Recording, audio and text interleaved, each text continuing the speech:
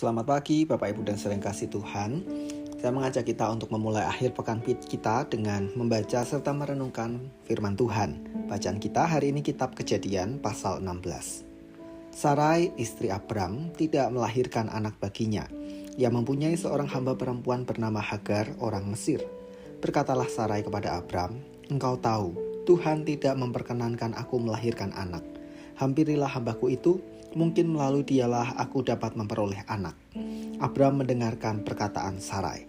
Sarai istri Abram mengambil Hagar hambanya orang Mesir itu dan memberikannya kepada Abram suaminya untuk menjadi istrinya. Ketika itu Abram sudah tinggal di tanah Kanaan selama 10 tahun. Abram menghampiri Hagar dan perempuan itu mengandung. Ketika Hagar tahu bahwa ia mengandung, ia memandang rendah nyonyanya. Kata Sarai kepada Abraham, "Penghinaan yang kuderita ini adalah kesalahanmu. Memang aku yang memberikan hambaku ke pangkuanmu, tetapi baru saja ia tahu bahwa ia mengandung, ia memandang rendah terhadap aku. Tuhan kiranya menjadi hakim antara aku dan engkau." Kata Abram kepada Sarai, "Dia hambamu, dia dalam kuasamu. Lakukanlah kepadanya apa yang kau pandang baik." Lalu Sarai menindas Hagar sehingga ia lari meninggalkannya. Malaikat Tuhan menjumpai Hagar dekat mata air di jalan ke Syur, sebuah mata air di padang gurun. Katanya, "Hagar, hamba Sarai, dari manakah engkau dan kemanakah engkau akan pergi?" Jawabnya, "Aku lari meninggalkan Sarai, nyonyaku." Lalu kata malaikat Tuhan kepadanya, "Kembalilah kepada nyonyamu, tunduklah di bawah kuasanya." Malaikat Tuhan berkata lagi kepadanya, "Aku akan membuat keturunanmu sangat banyak, sehingga tidak dapat dihitung karena banyaknya." Berkatalah pula malaikat Tuhan kepadanya, "Engkau sedang mengandung dan akan melahirkan seorang anak laki-laki. Engkau akan menamainya Ismail, sebab Tuhan telah mendengar tentang penindasan atasmu itu. Dia akan menjadi seorang manusia seperti keledai liar. Tangannya akan melawan setiap orang dan tangan setiap orang akan melawan dia. Dimanapun ia menetap, ia menentang semua saudaranya."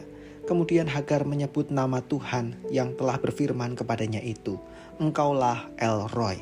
Sebab katanya, "Sungguhkah di sini aku telah melihat dia yang melihat aku?" Itulah sebabnya sumur itu disebut Sumur Lahai Roi, yang letaknya di antara Kades dan Beret. Hagar melahirkan seorang anak laki-laki bagi Abram, dan Abram menamai anak yang dilahirkan Hagar itu Ismail. Abram berumur 86 tahun ketika Hagar melahirkan Ismail bagi Abram. Inisiasi tanpa perkenanan Tuhan. Kisah Abram dan Hagar merupakan contoh di mana kita mencoba mendahului kehendak Allah yang pada akhirnya menimbulkan persoalan yang justru menyusahkan diri sendiri.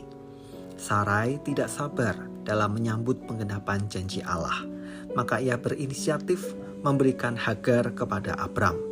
Yang direncanakan pada mulanya berjalan sesuai harapan. Namun begitu Hagar mengandung, ia merendahkan Sarai, nyonyanya. Konflik terjadi bukan hanya antara Sarai dan Hagar, namun juga dengan Abram.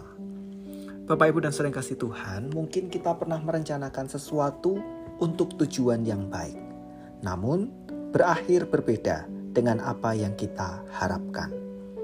Barangkali itu terjadi karena kita belum meminta hikmat dan perkenanan Tuhan.